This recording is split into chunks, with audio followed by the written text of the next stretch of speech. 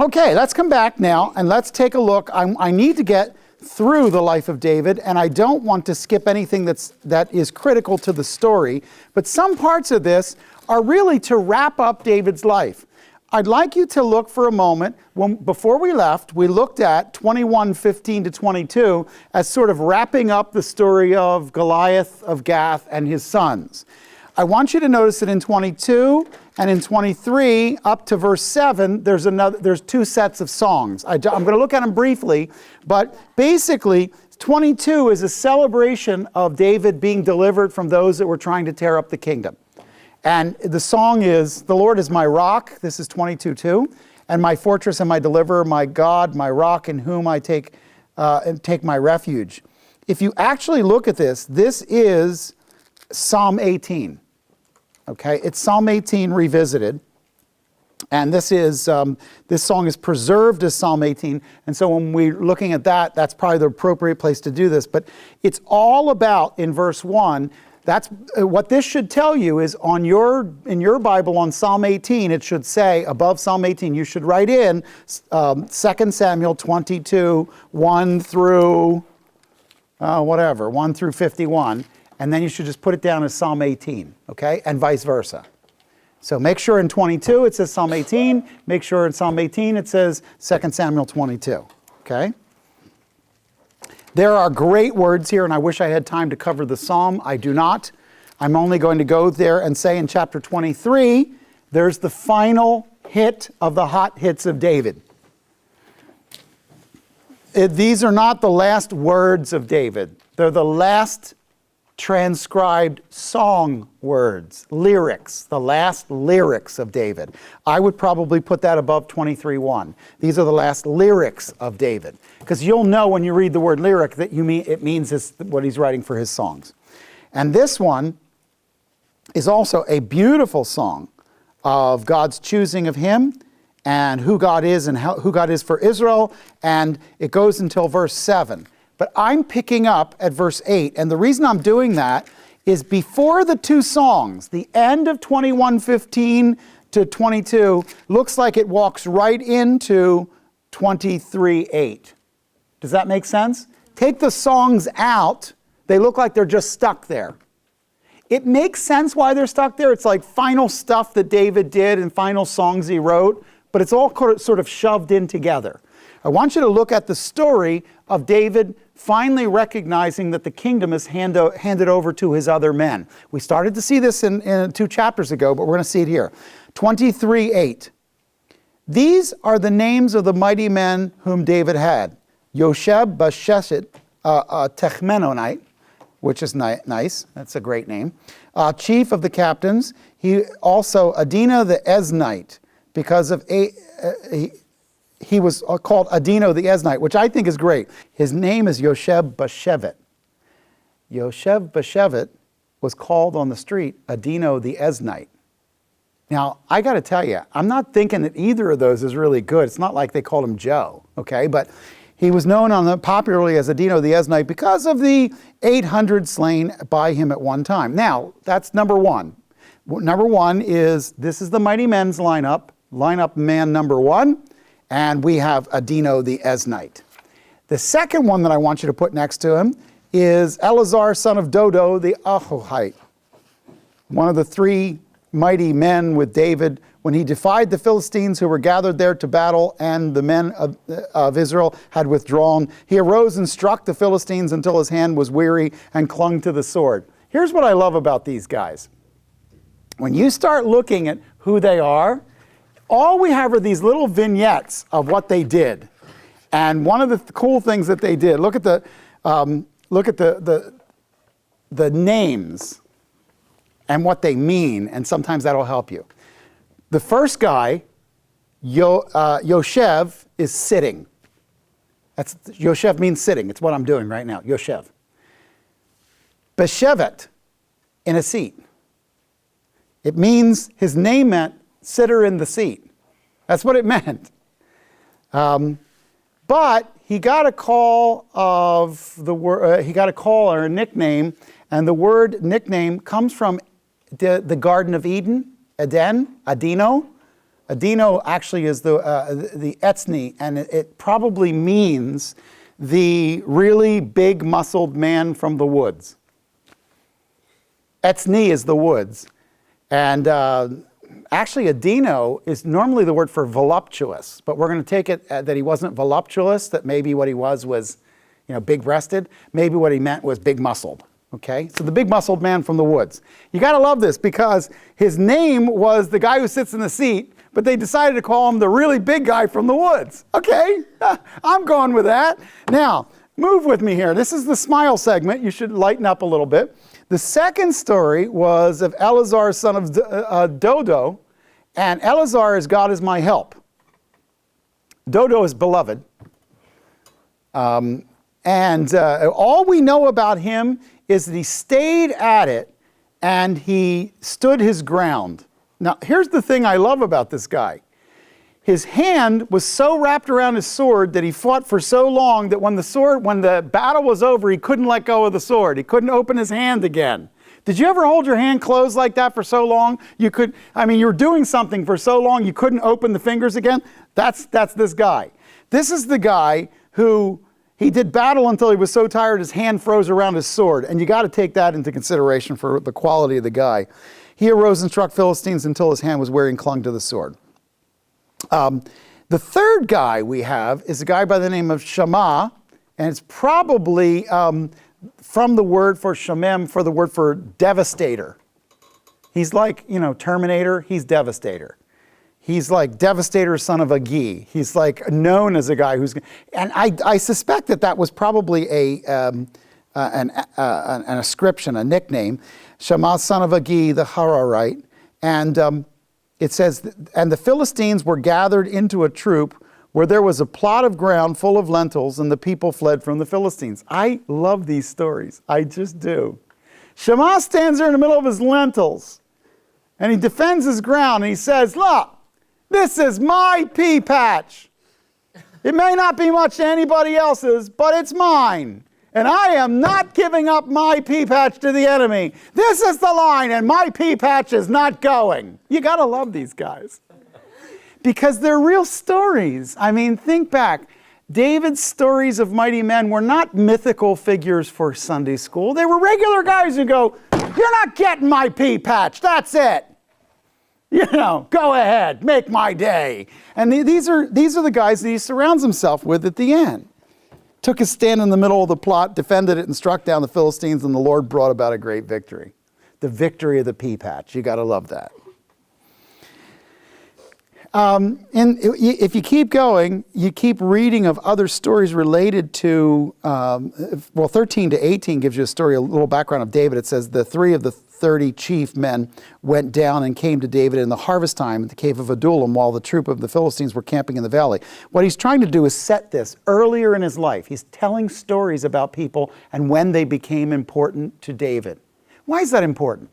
Why is it good at the end of his life that you're starting to hear stories that come from his past and people that he met along the way and people that were important? I'm looking at a room of young people who have no idea. As you get older, the people that you met along the way become more real and more friends to you. You start to realize the long-term impact of people in your lives. Right now, you're young. Your whole life is in front of you. You're not going to know this, but your roommate may become a formative person in your life. Or not, but they might be. And you may end up, very much later in your life, depending on relationships that you're making at this stage of your life. Many of you in the next few years will meet the love of your life, and that'll have everything to do with the future. And the truth of the matter is that you don't know how important people are the moment you meet them, but some of them will change your life. And I just love these stories. It says David was in the stronghold, verse 14, while the garrison of the Philistines was then in Bethlehem. David had a craving and said, oh, that someone would give me a water to drink from the well of Bethlehem, which is at the gate. So the 3 mighty men broke through the camp of the Philistines and drew water from the well of Bethlehem, which is by the gate, and took it and brought it to David. Nevertheless, he would not drink it, but poured it out to the Lord.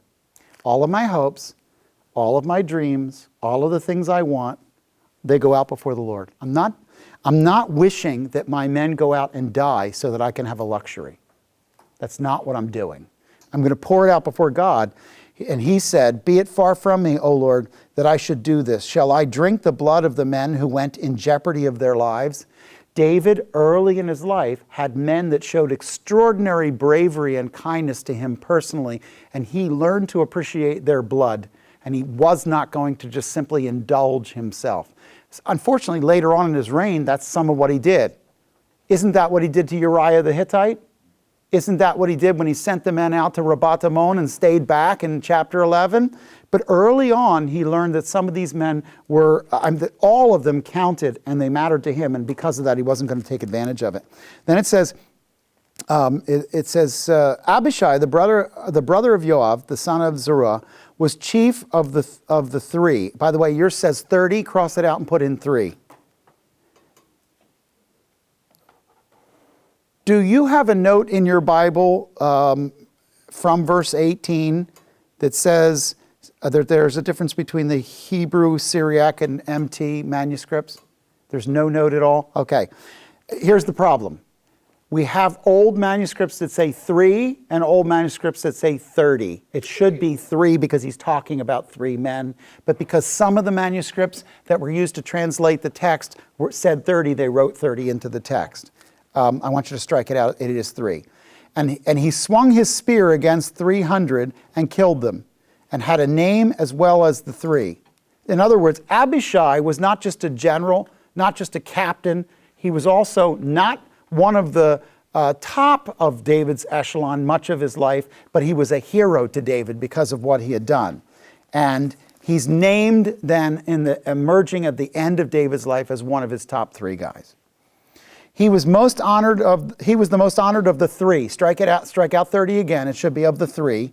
Therefore, he became their commander. However, he did not attain to the 3. In other words, he was separate from the 3 guys that started off with David. He became one of the founding guys up at the top. He became a ruler over the 3, but he was never actually one of the original set because he came in later. Then Benaiah, the son of Jehoiada, the son of the valiant men of Kabzeel, who had done mighty deeds, killed the 2 sons of Ariel of Moab. He also went down and killed a lion in the middle of a pit on a snowy day. Now, you got to ask yourself, what's going on here? I want you to see that after Shammah and his pea patch, you got Abishai, who faced 300 men and used a spear on all of them. And then you get to this guy, Benaiah, who didn't care if he was fighting a stocky Egyptian or a lion in a snow pit. He was ready to do whatever. He doesn't turn. He doesn't run. He's the guy who stays there. I want you to see, out of all of these guys, a couple of features. Number 1, mighty men stand their ground.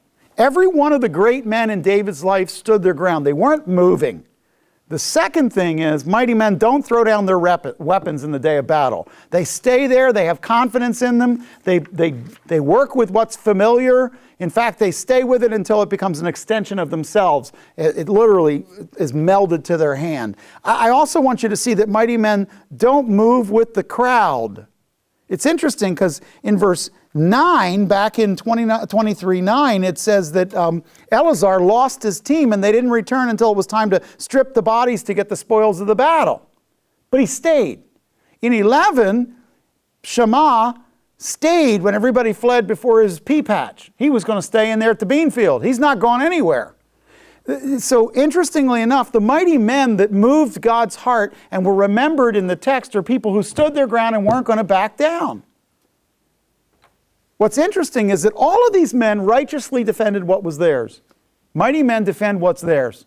They don't fold and run. They don't get a phrase of oversized Egyptians or snowstorms and lions. They stand and do exactly what they're called to do. The interesting thing is that if you get all the way down through the list, I will defy you to find anybody David had to ask to serve him. Mighty men serve without being asked to serve their king. And I think all of those things are stories here that help you sort of close it off. Now, from verses 24 to 39, it's a long list of people who became important at different times for different reasons in David's life.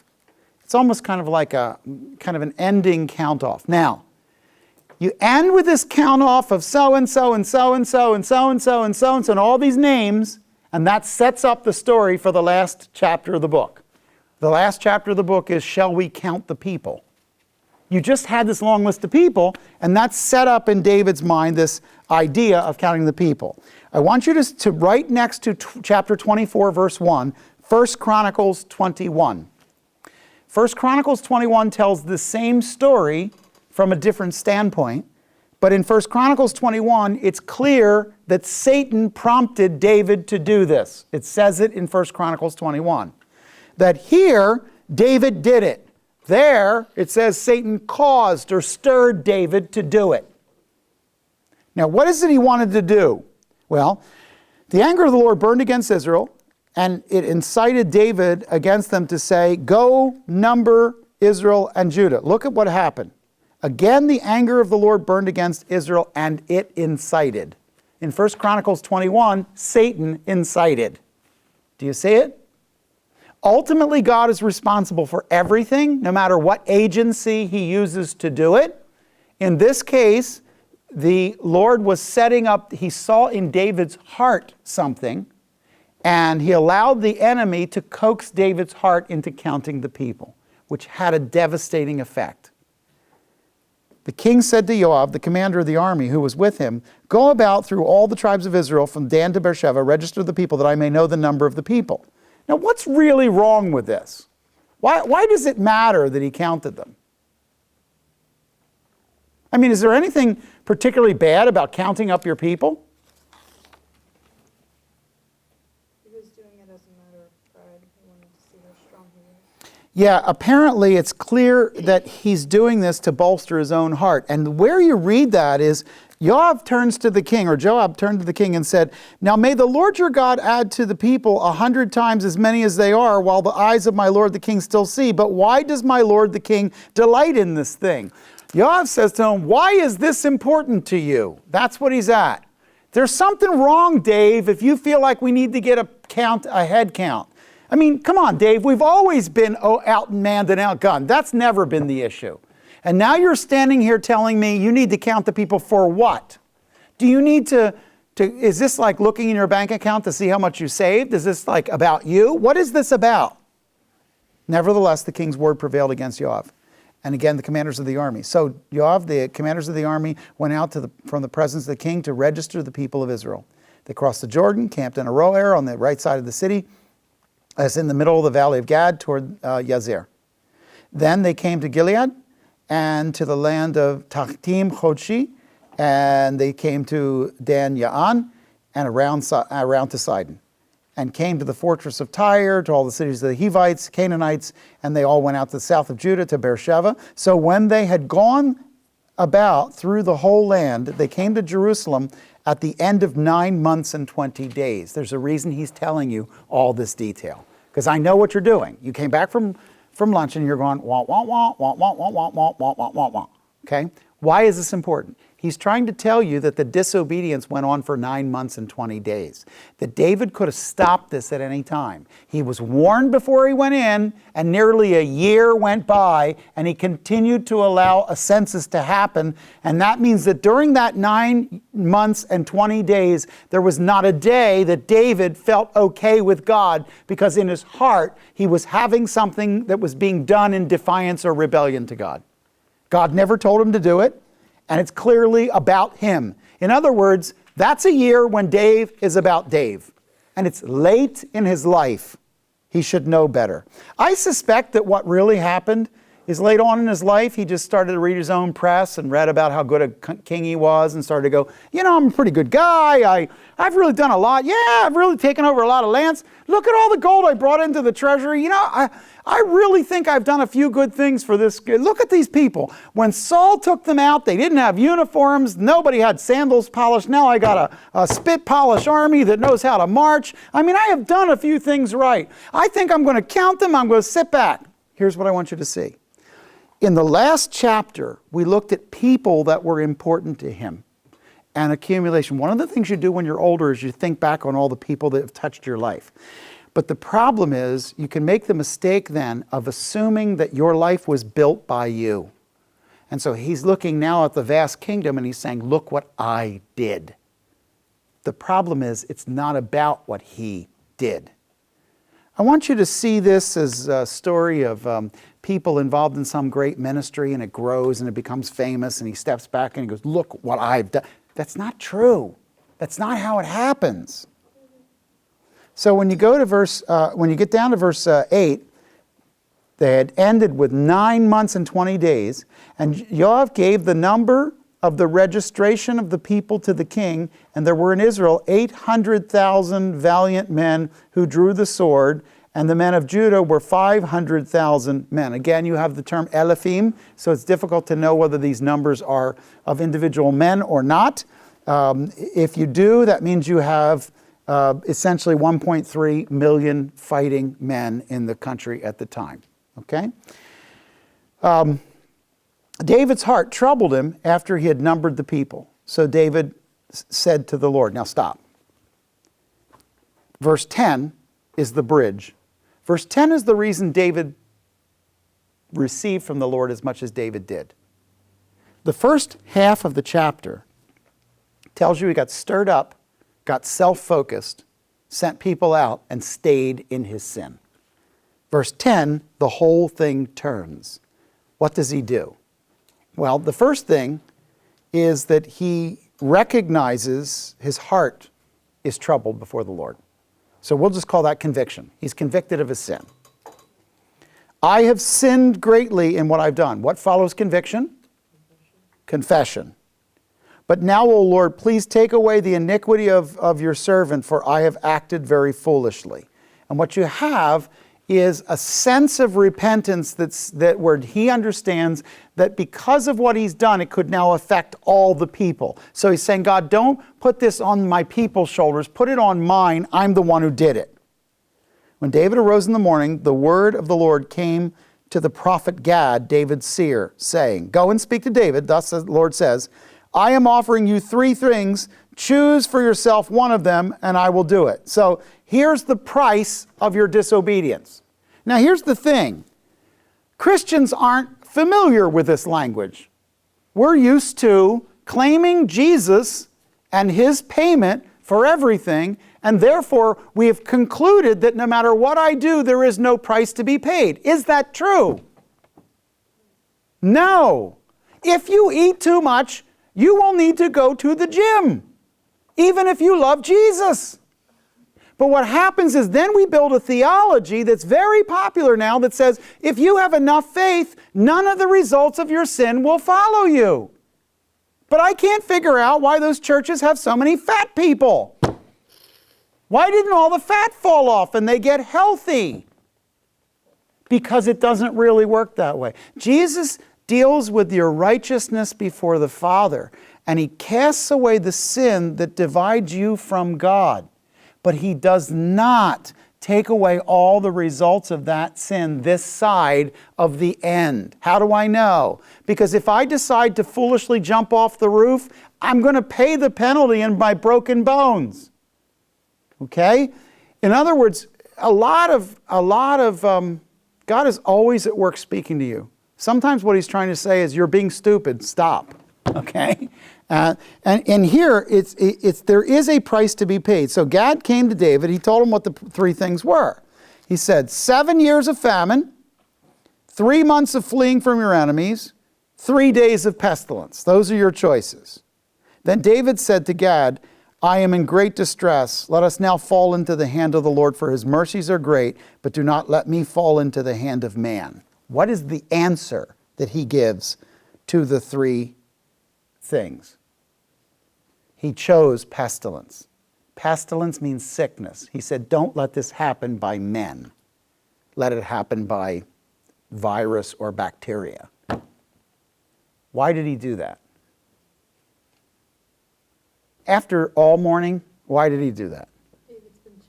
David has been chased. David has spent more time on the run, and he's like, I can't do the running thing anymore. I'm done with running, okay? I go running, you end up with Shemaiah throwing rocks and dust at me. People with lame feet not coming with me, other people lying to me. I can't do all this anymore. I have done my spear dodging. I have done my cave dwelling. I have done years of this. I'm done with it. Just make us sick. Okay, that's where he ends up. And the Lord sent a pestilence upon Israel from the morning until the appointed time, and 70,000 men of Israel, of the people from Dan to Beersheba, died. The reason they gave you earlier numbers was because they were going to give you these numbers. That's the reason why the numbers are in the text. It's interesting that you want to count the people? Okay, I'll give you a way to count the people. Let me give you the rolls of the people who die. You want to count? Okay, I'll give you a count. 70,000 body bags. When the angel stretched out his hand toward Jerusalem to destroy it, the Lord relented from the calamity and said to the angel who destroyed the people, it is enough. Now relax your hand. And the angel of the Lord was by the threshing floor of Araunah the Jebusite. Then David spoke to the Lord when he saw the angel who was striking down the people and said, behold, it is I who have sinned. It is I who have done wrong. But these sheep, what have they done? Please let your hand be against me and against my father's house. Gad came to David that day and said to him, go up, erect an altar to the Lord on the threshing floor of Araunah the Jebusite. Right next to verse 18, and that became the site of the Holy of Holies of the temple. That's where it was. So coming out of this, David brings up onto the threshing floor of Ornan, Aravna, or Araunah, same guy, the actual place. You know where that big golden dome sits today? That used to be a threshing floor. That's where that came from. Okay? David went up according to the word of God, just as the Lord had commanded. And you know what's interesting? Araunah looked down, saw the king, servants crossing over. Verse 21 says, why have you come? Why has my lord the king come to his servant? David says, to buy the threshing floor, that the plague may be held back. Araunah says to David, let my lord the king take and offer up what is good in your sight. Look, the oxen for the burnt offering, threshing sledges, yokes of oxen, and the yokes of the oxen for the wood. Everything, O king. Araunah gives the king. In other words, Araunah wants to give everything. He says, look, take everything I have. If it's going to make everybody well and everybody's going to get over this, do it. Do it right now. You can have it.